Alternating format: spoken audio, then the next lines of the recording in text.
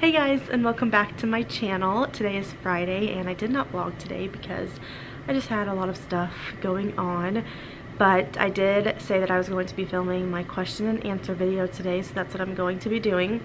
I didn't get like tons of questions, but I'm still just going to answer the ones that I got and then answer them for you guys, and that'll be this video. So I hope that you guys enjoy this video, and let's go ahead and get started. Alright, so the first question was from Simply Liz 410. Hello and welcome back. I love all of your teacher videos. I'm starting grad school soon and I'll be needing to record videos of me teaching.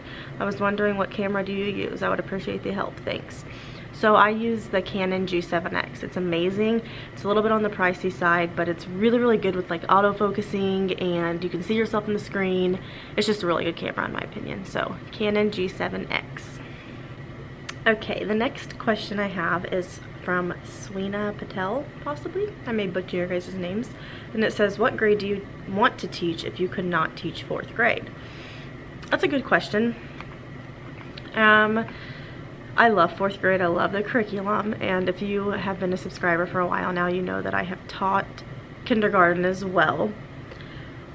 They both have their pros and cons in my opinion. So, I mean, I love kindergarten because you can do all of like the cutesy things and they think it's awesome, and they're really cute and sweet.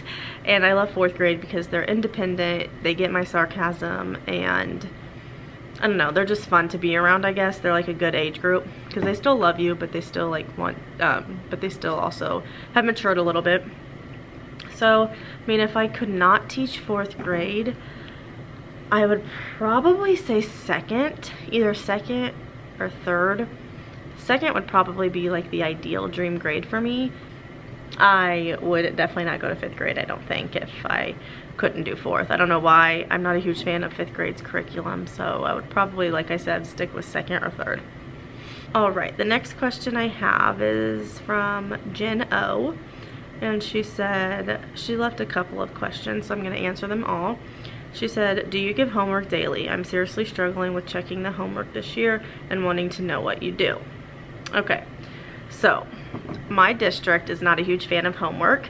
I mean, they do still let us give it out, but they don't want us to give it out like tons of it, and they don't want us to give out tons every single night, if that makes sense. So what I do is I give them, so it's a little bit different because we switch classes in 4th grade at my school. I mean, we have a homeroom, I have a math class, and I have a language arts class.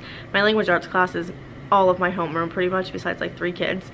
So basically what I do for homework is I have, for social studies, I give each of my students a state dailies every week. It's split up from like Monday, Tuesday, Wednesday, Thursday, and Friday, and there's like 3 questions on each day. I will show you in just a second. And I give it to them on Monday, and it's not turned in until Friday. So that's social studies homework. As far as math goes, so we have the series Everyday Math, and it comes with like a home link book that they give us so that we can give homework out if we want to. Like I said, I don't give it out every night. I give it out probably 1 to 2 times per week. I don't give tons of math homework out, and like I said, that's just kind of like a district thing that they really don't want us to do. So don't give tons of math homework out. And as far as language arts / reading, that's the most homework I give out.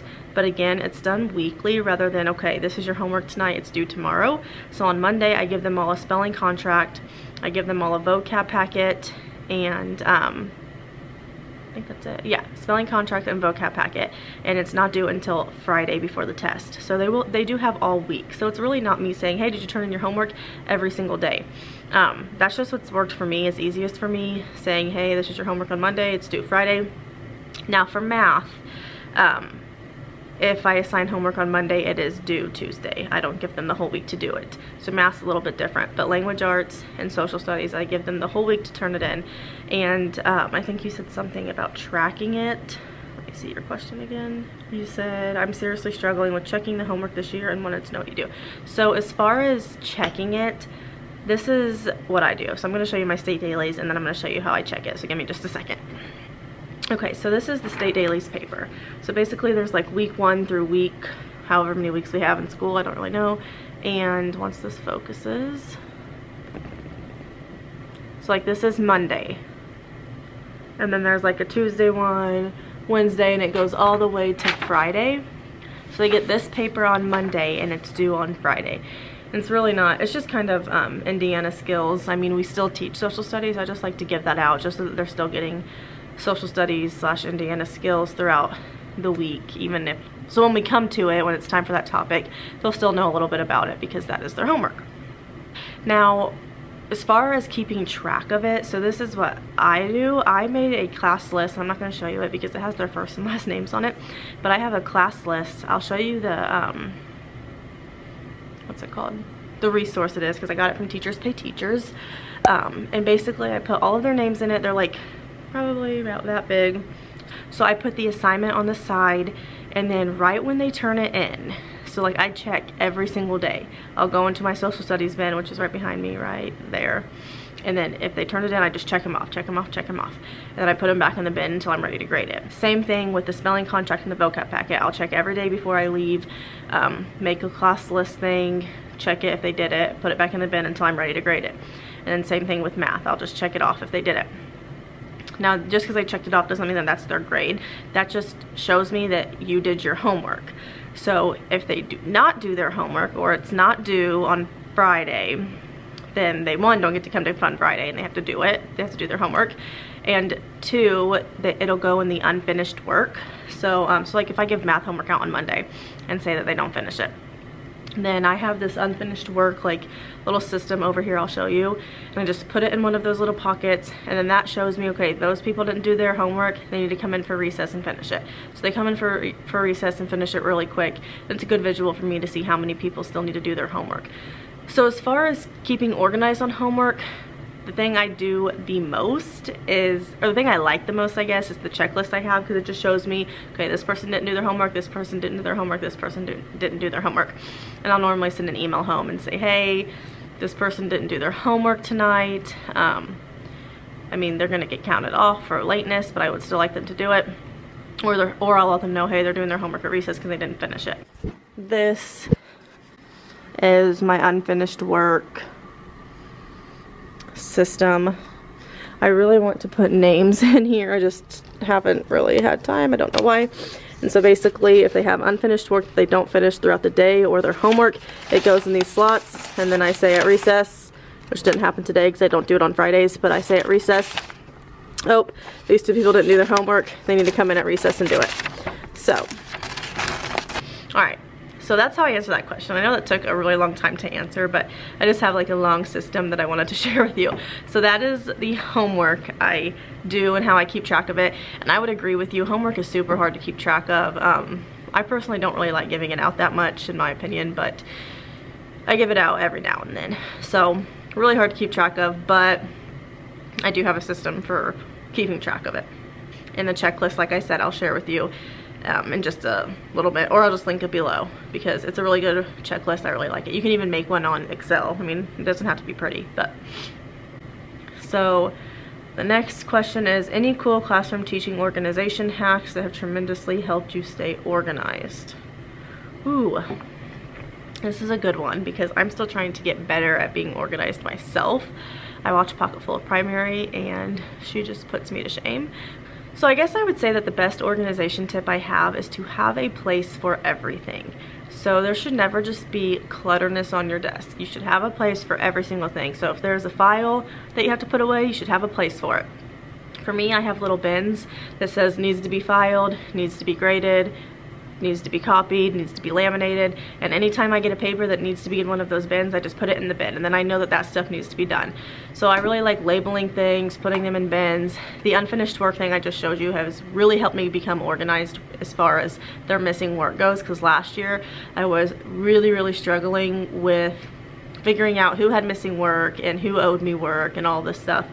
So that I showed you just a second ago for the homework, I mean that's also missing work, and that has really helped me become more organized with that. So basically just labeling, having a place for everything, and just find out what works for you, because what works for somebody may not work for everybody else. That's just the moral of the story. But my biggest one is just every single thing should have a place. So like even the silliest things like erasers, there shouldn't be erasers on the floor. They have a place. It's over here. So everything should have a place. I mean, like I said, I'm still trying to figure out the whole organization thing myself. I mean, this is only my 3rd year teaching, so I'm not an expert by any means. And if anybody has any organization tips for her, leave them in the down bar, or leave them in leave them in the comments so that she can get some more ideas. This is by the same girl, by the way, Jen O. Next question is, do you have small groups, and how do you organize and assess them? So yes, I have small groups. As far as math goes, I only have small groups 1 day a week, and it's on Friday. They're called Flex Fridays because the program that we have is called Everyday Math, and there's just really how it's set up, there's not really room to do groups, I guess. It's more of like a whole group situation. I mean, yeah, you split up in groups sometimes, but not often. So in math, I do not have groups, but language arts, yes, definitely I have groups. I do guided reading, and it's been working really well. We have a leveled library at my school right down the hall from me, actually, so it's really easy for me to get books. I just keep a binder. I keep my groups in there. I keep their data in there. And as far as assessing goes, so I can do a full video on guided reading if you would like me to. I just started doing it this year and I'm really loving it. As far as like running records, guided reading, how I group them, the questions I ask them, how I decide what to read, all of that. That's how I do my groups in language arts. It's kind of really long and lengthy, so if you want a video over that, I would love to do that for you. Just let me know, and that goes to Jen. So if you want a video over my guided reading groups, let me know, because like I said, that would take up most of the video because it's really long. So those are all of the questions. She put LOL, so many questions, thank you. Well, you're welcome, and I hope that I helped you in some way, shape, or form. And like I said, I will do that video for you for guided reading if you would like. Next question is from Nicole Walker, and she said, what is the best and least part of teaching? What are you looking forward to this holiday season? So the best part of teaching is definitely the students, I would say. I don't know, you just get so many different groups of students, you get so many different personalities, and it's just really fun to see them grow throughout the year. Like I look at my 4th graders from last year who are now in 5th grade, and they're just like so much taller and so much more grown, and they look so much more mature. And it's just really cool to see that.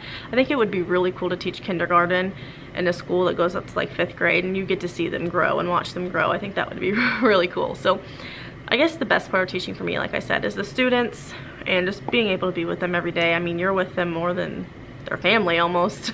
So definitely the students. And the least part of teaching, or like the worst part of teaching for me, would be testing. I'm in 4th grade, so we do state testing. Not a fan of it. I think it just puts too much stress on teachers, and it puts too much stress on the students as well. So that would be my least favorite part of teaching. And then also just all the other responsibilities that you have as a teacher, because it really makes me mad when people say, oh, you're a teacher, like, oh, that's probably an easy job, like you have easy stuff to do. No, teaching is not easy. It is hard, harder than heck. And it's amazing and it's worth it. And I mean, teachers are going to get in slumps and all of that, but it's not easy. And so it really drives me insane when people say that teaching is easy, because it is not. So just another thing is all the responsibilities that you have other than teaching, because teaching is definitely not the only responsibility you have as a teacher. So testing and all the responsibilities that come other than just teaching itself. So that was from Nicole Walker, and she also said, what are you looking forward to this holiday season? As far as with my class, I'm really looking forward to putting the tree up. We're going to do that next week, and making ornaments, and I will do a video on what I'm going to do about making their ornaments. I actually got it from Teaching Monday through Friday, I think. She's on Instagram, and she gave us a really good idea for ornaments and what to do and how to decorate your tree for the holiday season. So I'm going to be doing that next week. I will probably do a video on that as well for you guys. I plan to be posting a lot these next couple of weeks, so I'm just excited about decorating and all of the activities that come with it. I mean, I saw this really cute Math Rudolph activity I'm gonna do with them. And we have a Grinch party before we leave for break, so I'm excited for that. I love the Grinch, he's my favorite.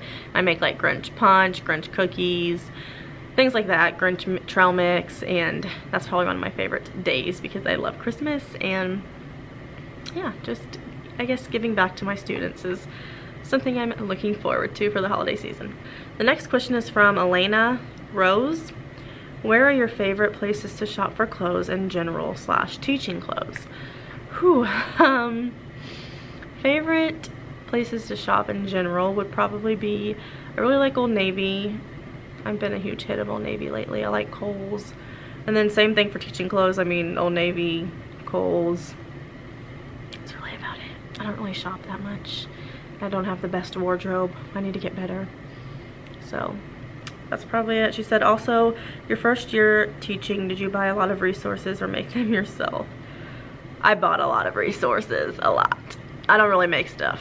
I mean, I'm pretty creative. I don't have time to make resources, and why reinvent the wheel unless you're looking for something super specific. So I have bought so many resources from kindergarten and now to 4th grade. I don't even want to know how much money I have spent on resources. I'm serious. And I know I'm gonna look one of these days. I don't want to know though. It's probably so much money. Next question is, do you plan on teaching secondary education, and are you happy where you are at in primary education? I have thought about secondary education. Oh, and this is from Leader67. So I have thought about secondary education. And when I say secondary, I'm talking 6th, 7th, or 8th. I would never do high school. It's not me. I wouldn't like it, and I know I wouldn't like it. I have thought about it. I do not have my secondary license. I only have my K through 6 license. So I could teach 6, but probably not, I would say. I'm not a huge fan of just teaching one subject, if that makes sense. I don't want to just teach science, and I don't want to teach the same thing to 4 different classes. And I love that I get to teach everything in elementary school, so probably not. I probably would not ever teach secondary. Now, 6th grade, maybe, but definitely not high school. No. Next question is from Christy Ray, and she said, what influenced your decision to stay at this school in grade level? Well, as you guys know, I had a rough time last year. If you watched some of my videos, I only did like 2, but I didn't have the best year last year. I wasn't a huge fan of my school. I wasn't a huge fan of just things that were going on. So I was talking that I really wanted to apply to other schools and try and get somewhere closer to me, because the school is about 30 to 35 minutes away. 30 if I'm driving pretty fast. But I guess nothing really influenced me. I just nothing really, no new opportunities came my way, if that makes sense. I didn't really put myself out there, and I didn't really apply to a lot of different places. I think I may have applied to like 1 school. So that was on me, honestly. I just got lazy in the summer, and I just said, whatever, I'm just gonna stay. So as far as after this year, I don't really know yet. I'm starting to really like my school. I really love my coworkers. I really love my students. However, I would like to be closer. So if I do move schools next year, it's because I want to be closer. So I am thinking about possibly applying to some places after the school year, or maybe like in April, May, just to see what is out there. And if I can get somewhere closer that I feel like I could possibly feel at home at, I may go that way. But really nothing has influenced me to stay at the school. Besides, it did get a lot better. And as far as influencing me to stay in the same grade level, I love 4th grade. It's amazing. Students are amazing. I love the age group. I love the curriculum. It's just my favorite. So, I mean, students are, I guess, what influenced me to stay in 4th grade. Thank you for your question. And then the next one would be from Edgar Rosado. What is your advice for middle school students who want to be a teacher when they grow up? Good question. My advice for you would be to shadow a teacher, and I mean, obviously not when you're in middle school, but when you're in high school, I really recommend shadowing a teacher and making sure that it's something you really want to do, because I had a lot of friends that I went to college with that thought teaching was what they wanted to do, but right when they got in a classroom, they were like, no way in heck is this for me. So just making sure that it's for real something you want to do. So go shadow a teacher, make sure that's an environment you want to be in, because I mean, sometimes teaching looks different than how it is perceived. So that's what I would recommend to you. And then also I would recommend just going to a good college that has a good education program. So my camera is about to die, and that is all the questions. Again, I will leave the resource of the checklist that I use for my homework things that I try to, I will leave a checklist for my homework system that I use. But like I said, you can just easily make one on Excel if you want. And that is about it. Thank you guys so much for your questions. Don't forget to like this video and please subscribe if you want to see more. And I will be vlogging, like I said, next week. I may post a video this weekend possibly. So thank you guys so much for watching. I hope you had a great week, and I will see you guys soon. Bye.